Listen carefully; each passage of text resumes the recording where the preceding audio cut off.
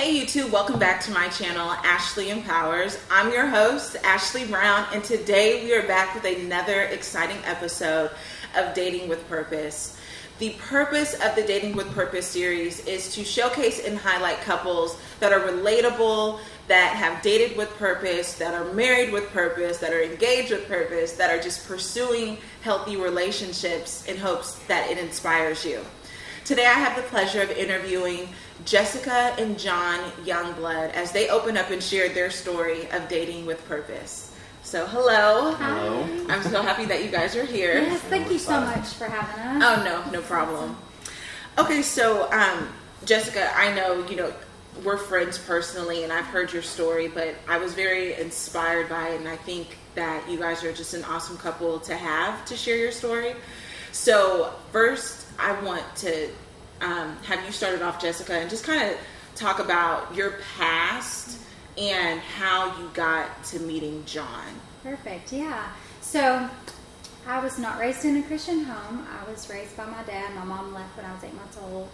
And so I just had a lot of abandonment issues, and he worked all the time. So I just kind of learned how to just fend for myself and just got into drinking at a young age, just self-pity, just my worth was just gone. Like I hated myself and everything. And so I just really was searching for something, searching for love, and couldn't find it in school and people. And, everybody would just do what I didn't want them to do. They would abandon me and reject me. And it was just this constant cycle. And then boys started to notice me, and I'm like, oh, wow, I can get attention. Yeah. And so the first boy that came along that showed me the right attention, I gave him what he wanted. And that just spiraled out of control. Just the next guy and the next guy, and I just lived this life of promiscuity and just, sleeping around and just trying to find my worth in men. And so it was just this hopeless journey. I ended up getting pregnant at 19 and having my son. And then I thought I found something that could love me, and I thought I found my purpose. I thought I'd found this one thing to make me happy, is having my son. And he was about 8 months old, and I tried meth for the first time, and I became so addicted to meth. I had to have it every hour of every day. Wow. And I just spiraled out of control, and I became the one person I didn't want to become, and that was my mom. Like I'd done to my son what had been done to me. And so I just really had no worth at all. I was bottom. I hated myself. I just hated life. I just wanted to die, So I just dated the drug dealer, moved in with him, and just became, his sidekick, and kept me high all the time. Mm-hmm. So I really didn't see my son any. I didn't really live. I was just, a meth addict. And then one day he pulled a knife on me and tried to kill me, and I realized I got away somehow, locked myself in the bathroom, and I said, God, if you are real, you will save me in this moment. And that was just the beginning of my crying out to this God that I didn't know, because I wasn't raised with him. Yeah. And so that whole year I just struggled of, doing the things I didn't want to do and not doing the things I wanted to do. It was this vicious cycle of trying to find hope. And then at the end of that year, I was kind of just hopeless again. I'm like, I thought God could save me. I thought this miracle potion, I thought he would make me happy. But the way I was seeing God wasn't helping me. It wasn't making me love myself. It just wasn't real to me. Okay. And I was just hopeless. And then so that's when I'll turn it over to Jon, and he can talk about our first time meeting and stuff. So, and I was a hot mess. I was totally a hot mess. So, are y'all from the same... We're not. Town, but y'all met in whose hometown? It was kind of my hometown. I was there working. I went to beauty school. I was waiting tables, and so he was randomly, he quit baseball and moved into Hot Springs, Arkansas, and they would come into the restaurant all the time, and I wouldn't wait on them because I didn't want anything, because his roommate was a drug dealer, and I was like, I don't want anything to do with him. I'm not waiting on him. Okay. And then finally one night they made me wait on them. And so what happened from... I'm like, this is getting interesting. This is where it goes down. You were working at a restaurant that you happened to visit. I went there a lot. I actually dated a couple other people there. That worked there? That worked there. Okay. Just getting around. Okay. Just getting around myself. No. So she waited on us one night, and we're just having conversations, and my roommate actually asked her out. Say, hey, you want to go out sometime? I really like to take you somewhere. And she just point blank looked at him and said, no. And then said, but I'll go out with him. Talking about you. Pointed to me. Okay. And a couple days later, I guess it was the next day. Oh yeah. Yeah, she called where I worked to ask for the other guy to try to get him to hand me the phone, and we ended up talking. I knew what I wanted on the phone when I was at work, and then a few days later, I showed up at her house for the first time to bring her like some gum and something else, and when she said she was a hot mess. Okay. She was a hot mess.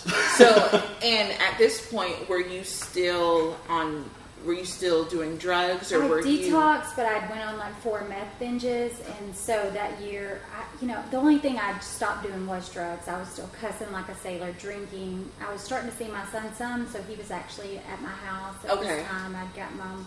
So you were at the beginning of your healing process. I was, but I was still it was on that teetering, like I was on the ledge. Like if something did not change, I was gonna die. Like I was gonna just go back and just say it was just too hard. It was me doing it in my own strength. It wasn't me relying on anything else. So, Jessica, I understand that you weren't raised in church. Jon, were you? I was. You were? Mm-hmm. Okay. So, how old were you guys when you met each other? We're 22. Yeah. 22. So in your early 20s. Mm-hmm. Okay. So, at that time when you all met, I assume you started dating. Mm-hmm. What was the beginning of your relationship like? It was fun. Let me say this. What was the beginning? Because I know right now you both are pastors. Right. Okay, so you're both pastors now. Can you touch on how the beginning was and kind of transition to how you got to where you are now? Perfect. Yeah. The beginning was far from being pastors. I was partying at the time too, and so it's honestly, I'd never dated anyone remotely like her. I just, like I said, grew up in a Christian home, went to church all the time, knew better, didn't party, didn't have a drop of alcohol until I was 22 years old. Wow. So completely opposite, but was just in a season of life where I was making some poor decisions, and it honestly was one of the reasons why the door opened for us to even date, because I was kind of free and whatever, and I didn't care that she was partying and didn't care that a lot of stuff that was going on, and so we partied together for, I guess it wasn't long. It was like 2 or 3 weeks, and I finally kind of started seeing through the eyes of what I knew was right and what was wrong, and I started trying to break up with her. That wasn't happening. Okay. Obviously, we're 12 years down the road now. Yeah. But yeah, I told her, I was like, look, I'm going to stop partying. I'm going to start going to church. I thought for sure she would be like, okay, peace out, I'll see you. And she was like, okay, I'll stop. And she stopped. And then she was still like smoking at the time, and I hated cigarette smoke. And I was like, look, we're gonna have to like end this. I can't stand the cigarette smoke. And she like cold turkey quit smoking. Wow. But I think at the time she was doing that for me. Right. And then it was like within a week after that we went to my parents' house, and she was kind of trying to stop smoking and stop drinking and partying, kind of releasing some of that stuff before she went to meet them. And then just our very first night at their house, she's had an encounter with God. Yeah. Can you talk about that? Yeah, I would love to. It was just so awesome because I'd never been in a home with such love. And seeing it back 12 years ago, it was the Holy Spirit. It was the love in their home. It was the acceptance of this crazy girl coming in our home, dating our son, which we don't approve of really, but we're going to love her for who she is. Wow. And they put me in this room, and I just remember, because when he would try to break up with me, I would be like, what do you want me to be? I've been fighting for 22 years to become something more than I was because I hated myself. So teach me what I need to be. Teach me how to become that. And so just in that house, it was just I was like, God, I don't want to be this person anymore. Take over my life. I just remember looking up to the chandelier and just that it was just in a moment with God. It was by myself in this room, and then the next day I told them about it, and I've never been the same since. His mom got me a book called Battlefield of the Mind by Joyce Meyer, and it totally gave me a perspective that I'd never had, that I didn't have to just think what was going on in my head. I didn't have to just accept the thoughts of myself. Yeah. And I just totally got so hungry for the Lord. I wanted everything to do with God. Like, I just wanted what all he had for me, and I knew it was redeeming love. Like, I knew God loved me so much that he would send someone to unconditionally love me like Jon did. Wow. Even though he didn't accept the lifestyle I was living, him not accepting it made me realize he loved me more. Wow. And so now that's what I like to tell young girls, is because if they love you, they will respect you. If they love you, they will want you to be better, not take you down. They want to encourage you to be better. And that's what he did. And he's, through God is who I am today. Yeah. But he is the true reason, like, he has helped me become this person and a truly new creation in Christ. Like, that's what, it's just night and day. What was crazy too is during kind of transition period, she would still like revert back to things that she had done and things that had happened to her, and I would kind of let it happen for a while and just trying to understand, like, okay, man, she went through some stuff, she's like holding on to it, and then I just kind of got tired of it, and I felt like God was telling me to say, I don't see you that way. You don't need to see yourself that way. Wow. And that was really when she was just like, okay, I'm ridding myself of all this stuff and just headed this direction now. Because I think coming from a past that I come to, I have a right to pity my story. Like, I had a right to feel sorry for myself. Yeah. And he was the first person that didn't pity it with me. And at first I was like, no, you didn't tell me to get over it. Like, you don't even know, you've had this perfect home your whole life. You've never been through anything. But really, it was the best thing anyone could have ever said for me, to me. And it was like, whoa. Like, I do have to stop wallowing in my past and move on to this future that God has for us. Yeah. And that's...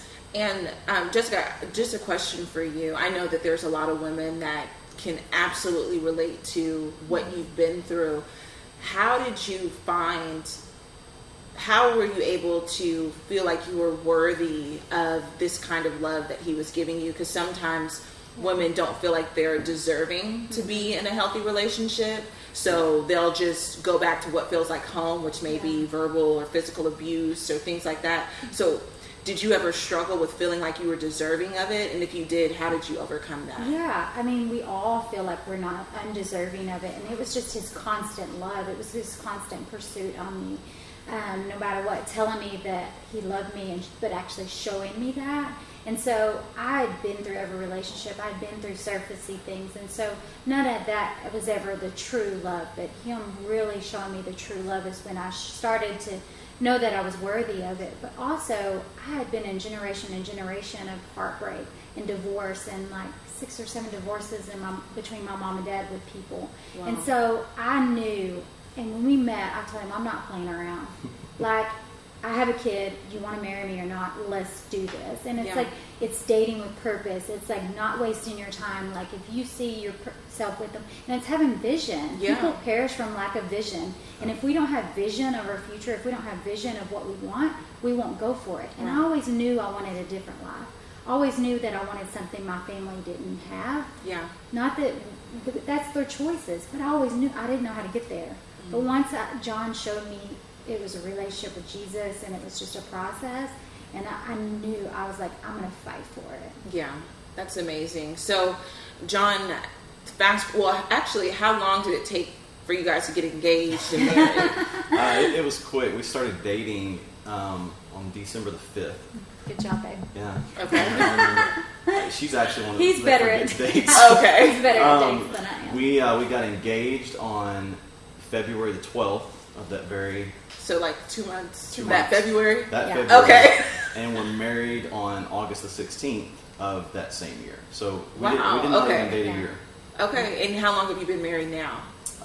This coming August 16th will be 12 years. 12 years. Yeah. That's amazing. Oh my gosh, that's so amazing. It is so awesome. So fast forward to 12 years later, and you guys are pastors. How did you guys get to this place? Like, how did you build a foundation of you both being secure in your relationship with the Lord? Yeah, for me, it was just, I was just so hungry for the things of the Lord that I just fought, and he was raised in it. And that was another reason I knew he was going to be an amazing husband for a lifetime, is how his dad treats his mom. Wow. And how his grandparents treat each other. And it's just from generation to generation. He has this legacy of amazing marriages. And it was like, so just the mirror of that, and just hanging out with them, and just like learning from the best of the best, and them teaching us how to mirror that, and how he treats me like a princess. And I think if you get treated like a princess, you can't go wrong. Right. So, I mean, like, that's all. So, yeah, I think that's for me. And what about you, Jon, from when you were 22 and now 12 years later becoming this man? Yeah, it was, for me, a little bit different, because I did grow up in it, so it wasn't as shocking to me for like her, it's like, oh my gosh, couples actually treat each other like this. For me, it was kind of normal. At the same time, I had to figure out kind of my own way to go about marriage, because as great as my parents and grandparents were, there were things I saw that I didn't want to duplicate. And so it was, one, they all kind of married people that were similar to them, similar type backgrounds. I didn't have a guide on our relationship.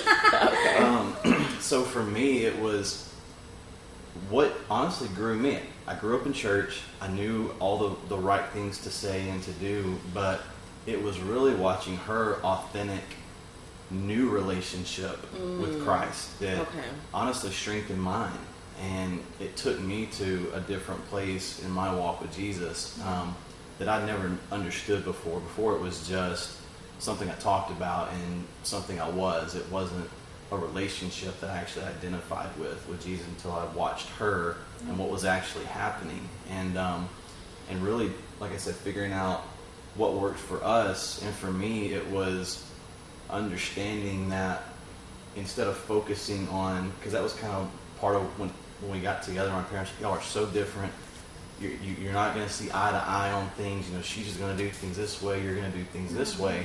Just kind of trying to give us kind of heads up on stuff. And now we really embrace it. Yeah. It's more like, now I look at it not as, man, she's so different.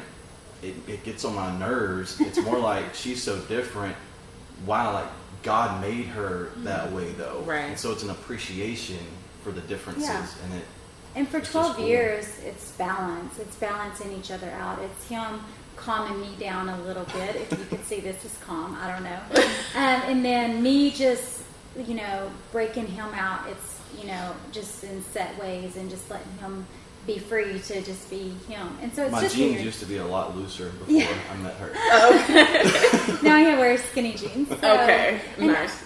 I'm real particular about teaching people to, ministry date. And I think, our story can give people the right, well, I want to date this lost, crazy, hoochie mama girl and change her, or vice versa. And I think that it's very important not to be unequally yoked. And we didn't marry unequally yoked. Okay. Like, we both had the same Lord, and we both had Jesus, and we both knew what we wanted in our future. And so I think that's what I don't want anybody to take away from my story, that you have to have God at the center, or you can't make it 12 years. Right.